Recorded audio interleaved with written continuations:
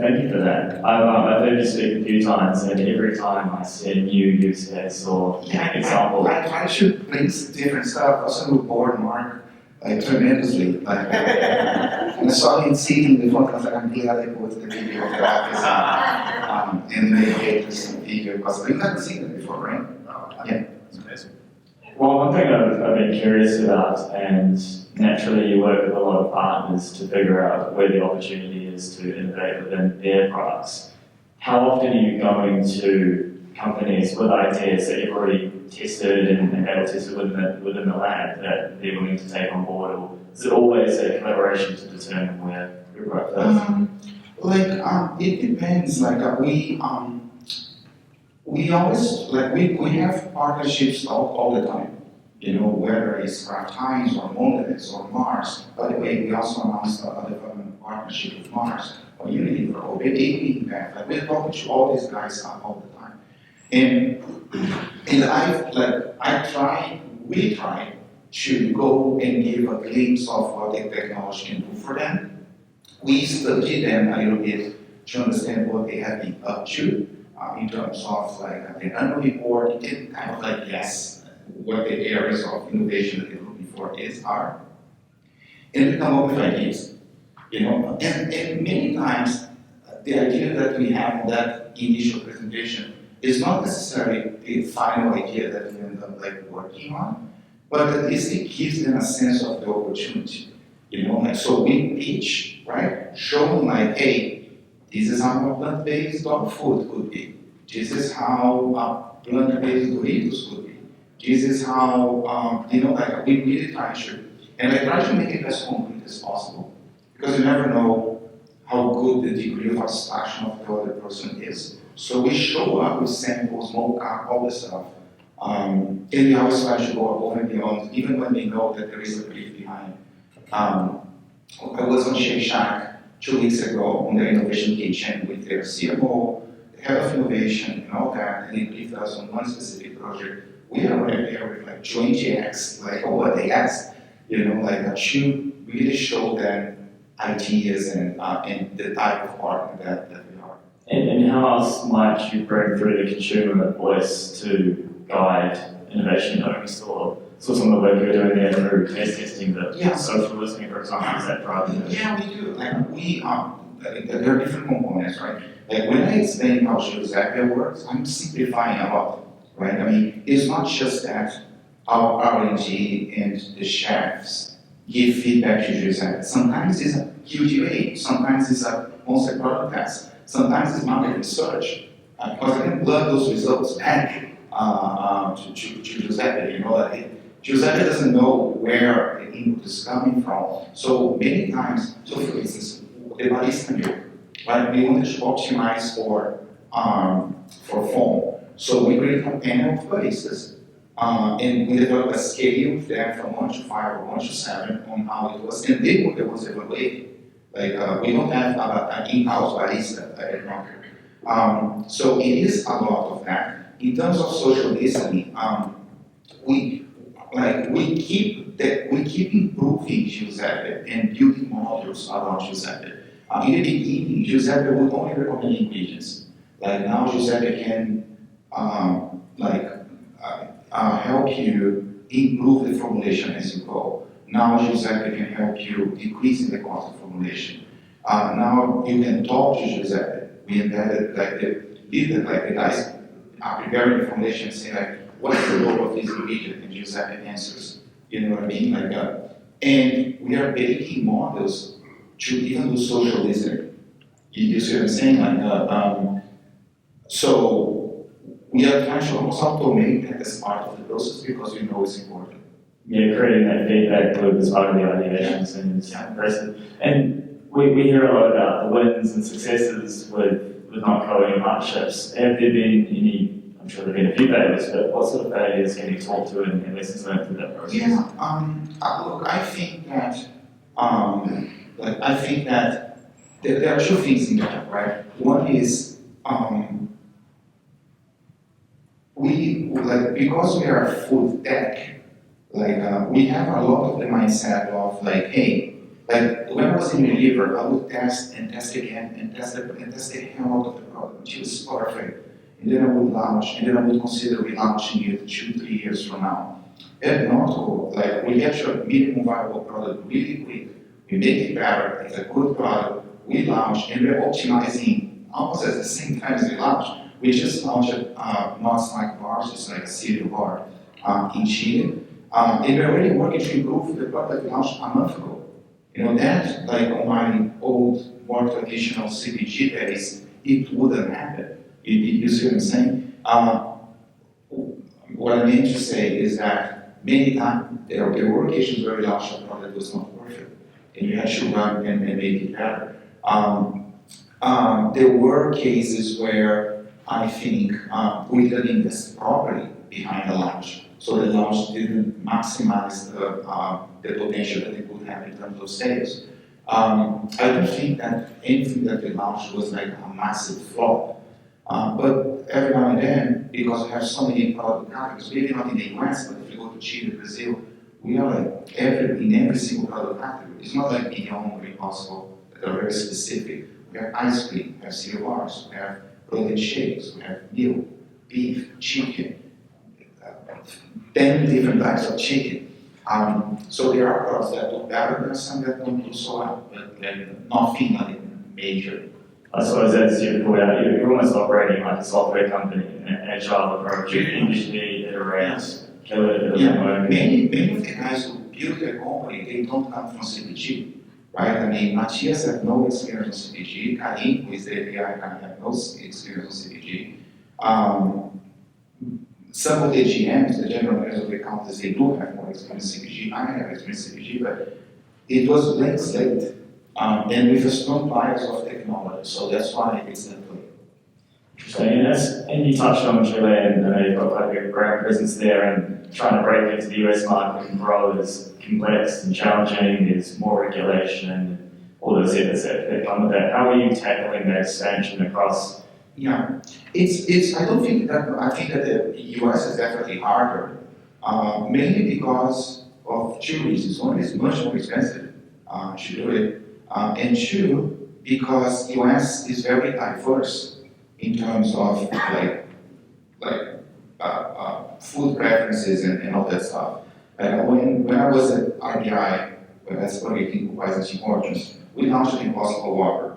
The delta between the places where we did well and the places that didn't do so well was massive.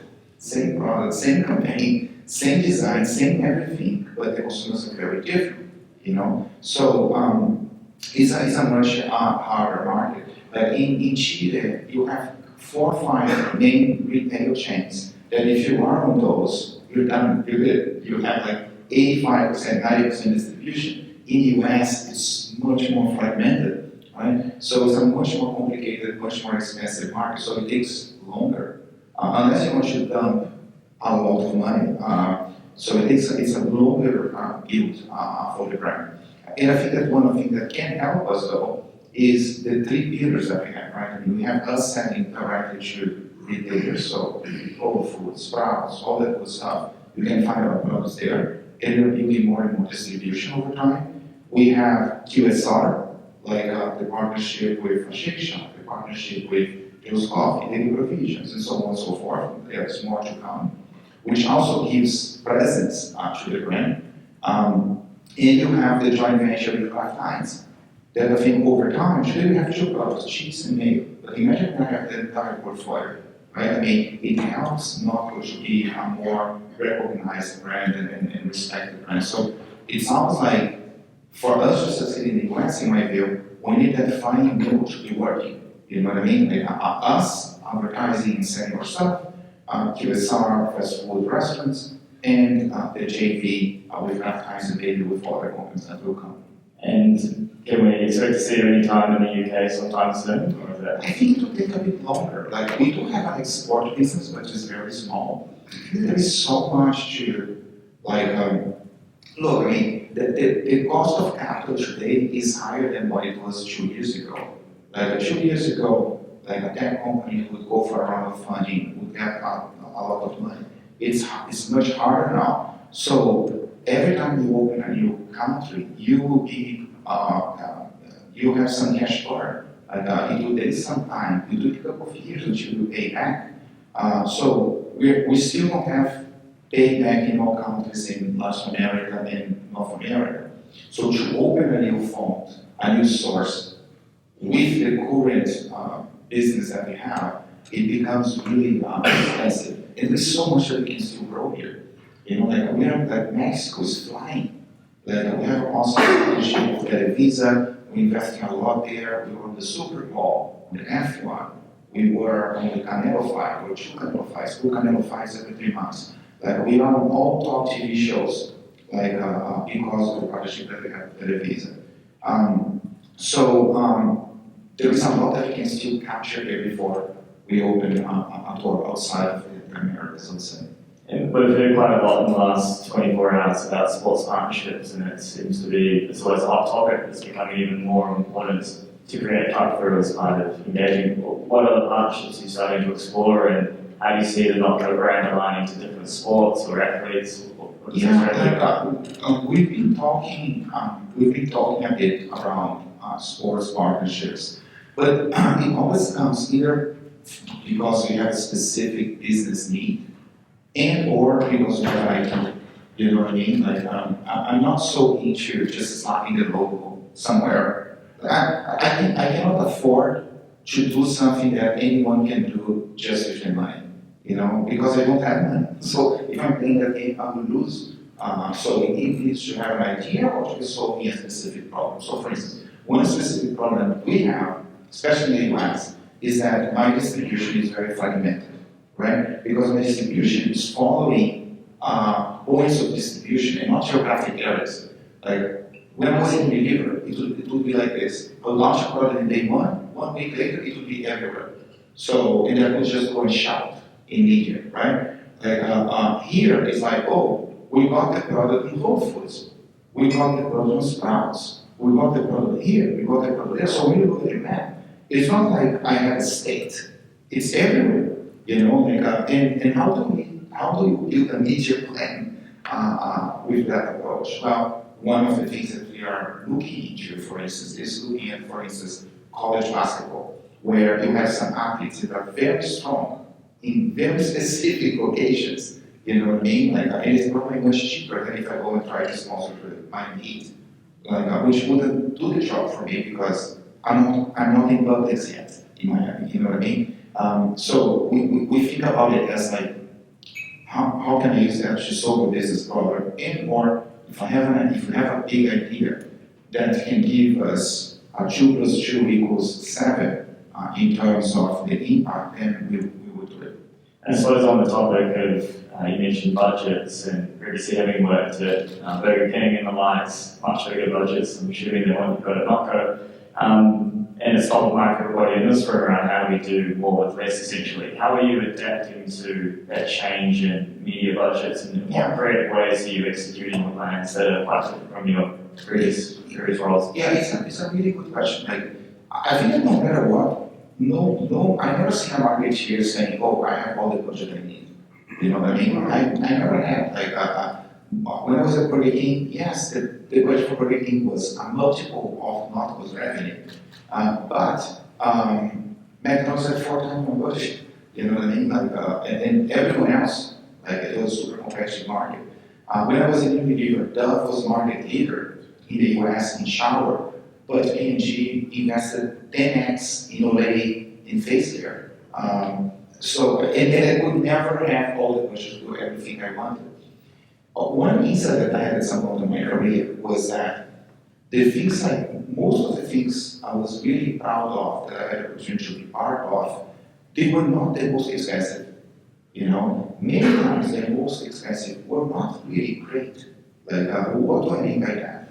Like, on Burger King, a lot of our money would go in promotions. That's just how that category moves. The 2 for $5, it's $1 menu is 10 nuggets for $1 or whatever. The creative was like a 10-second, 15-second creative, very promotion, hitting on that message, and we would dump a ton of therapies on top of that. Like, most people didn't see that or celebrate that, but that was how they moved the business. People would celebrate the stuff that actually was not so expensive to do. Like to be relatively spot on air in the US, this is like 3-4 years ago, for 4 weeks, it would cost at least like $20 million. Like it's ridiculous. Like I can't do that. So I always work thinking that I have a startup mindset. But what did I know, since I had never worked with a startup before? So one of the reasons that got me excited about taking a job on a startup was the fact that I wanted to move fast and break things. I wanted to not be spending 5 years to develop a product, and then when they launched, all the trends that were like used to develop the product were old already. And I wanted to prove the case for creativity in the sense that creativity can be a shortcut for you to achieve through better business results, build your brand faster, awareness, and all that good stuff. So that's what we're trying to do with NotCo. Our budget is like infinite times smaller than the budget for Candy Crush in performance marketing was $450 million. One game. That's a multiple of my revenue, not talking about budget, you know what I mean? So I need to do things differently, and that's why we do stuff like Innovators. The reason I quote from Bill Bernbach, which I love, Bill Bernbach is the B from DGB, and he used to say, if your advertising goes unnoticed, everything else is academic. And it's not just advertising, it's anything really. People are bombarded by so many stimulus out there. All brands trying to talk. I don't remember any billboard, any TV ad, any print campaign. Like I need to really force myself to think about it. I would have done a much simpler someone they can buy in a turkey sandwich with not mayo and smile to the camera and saying that not mayo is delicious. Then no one would care. So the short answer to your question is, to me, is about how creative can you be and how much can you push the boundaries of things so that you have a disproportional impact for the little budget that I have. Well, those the Candy Crush dollars were well spent. My mum is hooked on the game. So. Candy Crush has 250 million monthly active players. Like it's just insane. It's a machine. And if they spend $450 million in performance marketing, imagine how much money they make. It's like that's a machine of printing money. It's one of the most successful games ever. It's a 10-year-old game, something like that. Wow. And I suppose on your point around creativity, over your career, how has your view of what great creative looks like, how has that evolved, I suppose, as you've matured and changed roles? I don't know. I think creative when it comes to advertising, design, innovation, insights, I really think it's an acquired taste. You know what I mean? I don't think anyone is born like, oh, I'm amazing at this. I was always very curious, and I grew up in Unilever. I was here for 18 years. Like I'm looking up at people that I thought were amazing at doing great stuff. The CMO, all the senior vice presidents for the larger brands. And I was part of a group of people like Marcel Marcondes, who is also, I think, on the Innovators advisory board. We were trainees together in Unilever. He's the CMO for AD. And I remember leaving the office and going to his house, buy a couple of beers, and we would watch ads. Really, I would borrow the VHS tape from the agency. It was not as easy as it is today. You can just go on YouTube. We would to borrow the one show or the coming day and watch the stuff. And I remember seeing amazing stuff. I had absolutely no idea how to do it. And I'm using advertising just because it's easy to explain with one example, but it's the same for anything, I think, in marketing. And I think it took me 10 years to still like an ad that I did 1 year after I did it. Meaning, like, I would do something and be like, oh my God, this is amazing, like, it's great. And then 1 year later, be like, what the fuck I was doing? because I was learning so much, you see what I'm saying, and growing so much. So I knew, I thought I had an appreciation for what great work was, but I didn't know how to do it. I didn't know how to do it consistently. I think I had my fair share of super cliche, like bad ads, And then over time, I got it, surrounding myself with people that knew more than I did. I got better at it. And as far as working with partners and having great talent internally, how do you ensure that you're constantly raising the bar and challenging them to set high standards as part of being But I work with people who are completely obsessed about that stuff. You know what I mean? And we are very close, and we work together for years and years, and so there's a very strong trust in the relationship. We're doing a lot of work with GUT. GUT did this campaign. GUT's an independent agency. Independent Agency of the Year in Cannes, Network of the Year in Cannes. Like, they won every single best of in Cannes, and they just won the same on Advertising Week last week. And I worked with those guys since 2011, like when they were not Advertising of the Year in Cannes. And we've gone through thick and thin together in terms of like everything. And they are completely obsessed, and I am completely obsessed. You know, like I know the director who shot any head, but pick a head. You know what I mean? Like, because I love this, it's not like when we were getting that VHS tape and going to Marcel's house with some beers to watch ads, it was not like studying, you know, it was like, we love this shit. You know, like, I'm obsessed about design, advertising, consumers, insights, digital, social. Like, I live and breathe that. And I was lucky enough, especially during my time in Unilever, to have the opportunity to work with people who were patient with me and coached me and helped me and took me to meetings that maybe I should not even be on that meeting because I was clueless.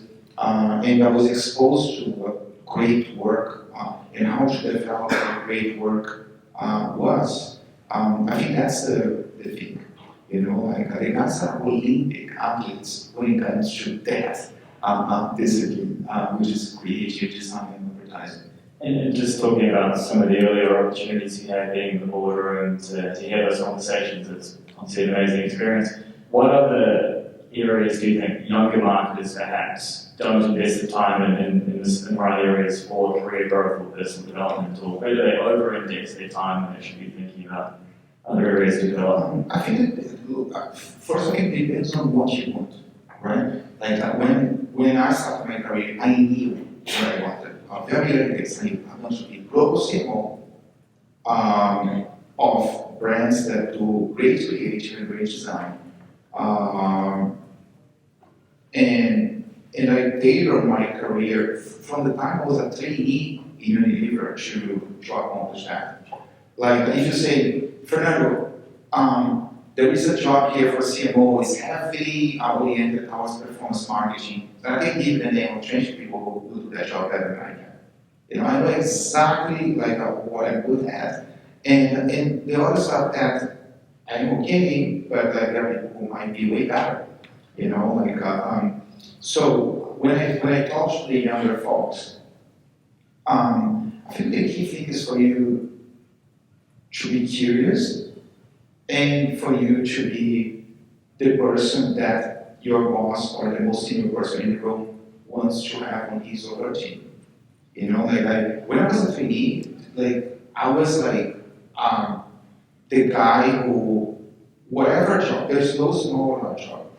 Like, oh, you need help? You need to go to the supermarket and fill a fucking car with Dove bars because there'll be a promotion, people can guess the number of Dove bars in the car, and that needs to be done on a Friday night when there is no one in the store at drive-thru. I did that shit. I would put my name to do it. You know, like, and I would happily do it. You know, like, oh, we are going to run a test on the factory with a new package that we've been working for 2 years. It would be good to have someone there from marketing to see the project and stuff. It needs to be in the factory at 6 a.m. in the fucking countryside of São Paulo. Like, I would go with the clothes of the club. And people are like, oh my God, you really dressed up for this. And yeah, I did. Like, I would be that guy, you know what I mean? Like, he'll be so curious. Like, and not so judgmental, and just curious, so I understand how, why. Like, look at his work, look at that work, oh my God, that's awesome. We suck. That's what we do. It's just, amazing stuff.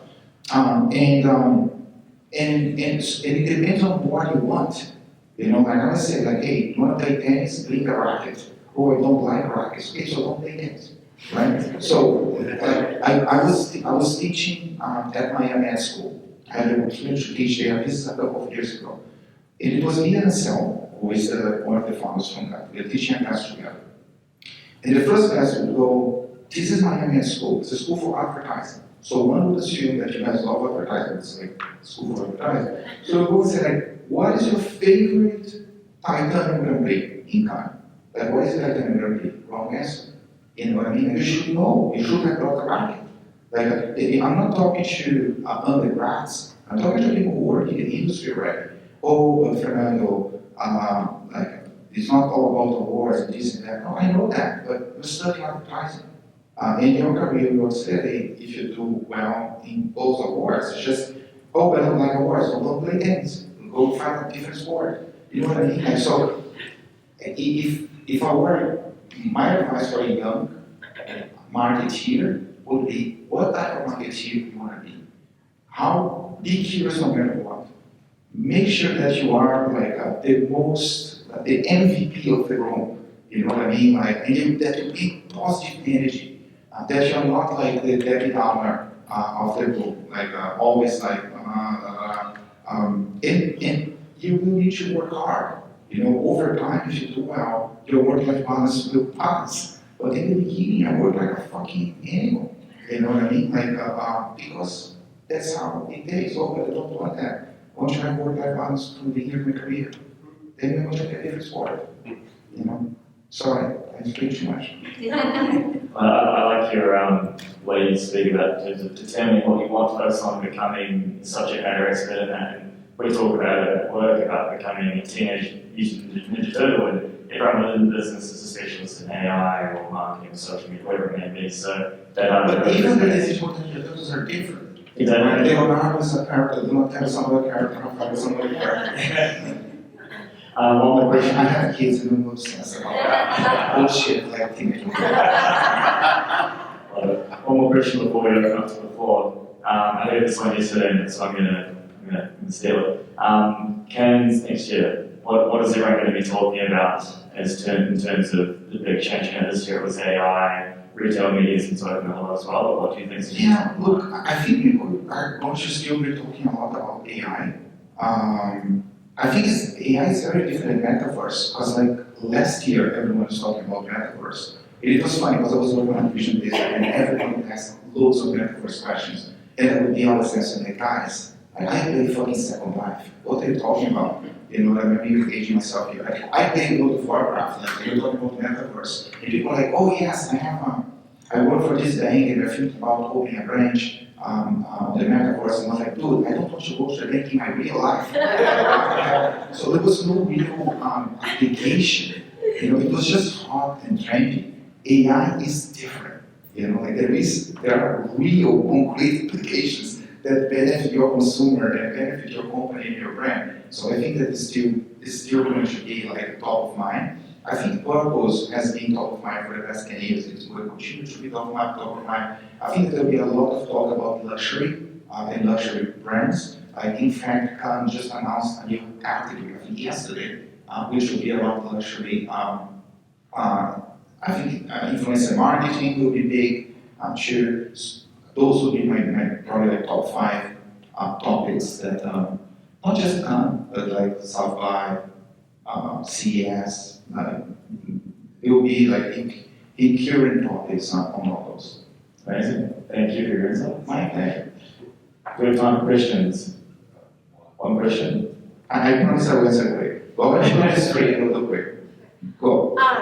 With so many channels that you're in, how are you tracking your loyalty and like the brand affinity?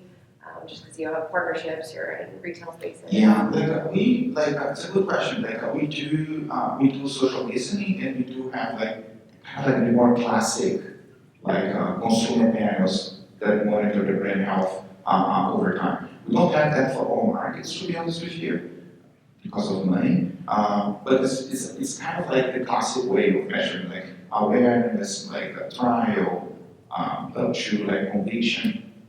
Then we mentioned some attributes for the brand too. Everything was on there. I'm a huge fan of your Old Cow campaign. I don't know if you had any fun story about how that came to life. So that story was literally like, I have a really open channel with the creative teams, like we talk directly creative client, and Zampa and Zaro, who are on AK room, and they were David before, we used to do a lot of work for Burger King. They called me one day and said, hey, think about a cow. Think about an old cow or an old pig. I'm like, yeah, I can't think about that because the image that comes to mind is like just a normal cow, a normal pig. And yeah, well, you can think about that because the life expectancy of a cow or a pig or chicken is much shorter than what it would normally be if the food industry didn't exist. And I was like, yeah, that's true. I never thought about that. That's kind of cool. So they said, why don't we use Midjourney to create portraits of these animals old, just like we do the food, like we use AI. And I thought, oh, that's awesome, let's do it. And we did it. But that was it. There was no, like it took us like a week to do the prints and took us 2-3 weeks to do the video. The video was more complicated to do. Yes. I think there was one on the back there. Yeah. Yeah, I love the video. Your campaign, I think it's so fun. As brands grow, they tend to often get on the safe side of things and not want to be too risky. What are your thoughts on how you keep that like challenger mindset, pushing the boundaries, and just keeping like even C-suite level like assured of taking those risks? Yeah, it's a journey, like it really depends on what your starting point is too. So for instance on NotCo, I knew what I was getting into. It's a very creatively ambitious mindset, and they knew what they were getting. So it's like easy, right? In Unilever, it was harder, and it was us. Like my last 4 years in Unilever, I was working on Dove. I was based in London, and we were trying to do like at least one project per year that would push the boundaries of creativity. And we did really well. And we showed the results, and everyone is happy and proud. Great retention mechanism, great attraction mechanism for the team. Then the next year we did 2. And then the following year we did 4. And the other one we did 6 until we did real beauty sketches. But it was like a journey. Like even Burger King, I stayed in Burger King a little over 7 years. Like on the first year we did 1 with Paul Walker. On the second year we did Mac 1. And then on the third year we did 10. You know what I mean? And so it was making the case, trying to align on what are we trying to accomplish here as a company, like with the C-suite and the leadership team. How are we going to measure if you're moving to that direction? And then experimenting with things that tend to not be that expensive. I was really good at hiding money on the Excel, like since I was a brand manager. So I was trying to like find like a little bit of money here, a little bit of money here. Should be experimental with an idea and prove the case. Not everything is going to work well. When it doesn't work, the result is nothing happened. You know what I mean? Like it's not that's negative either. And then building the case and building a credibility to be able to do more. But it's not easy. And even if you do all that, you may not be. Maybe the culture of the company is so traditional and maybe they're all CFOs. You know what I mean, that don't understand like the long term. There are CFOs that do understand, by the way, but just like the stereotypical, show me the numbers today, and many of these things they may have an impact today, but hopefully they will have also an impact over time. Cool. Thank you guys. Thanks for having me.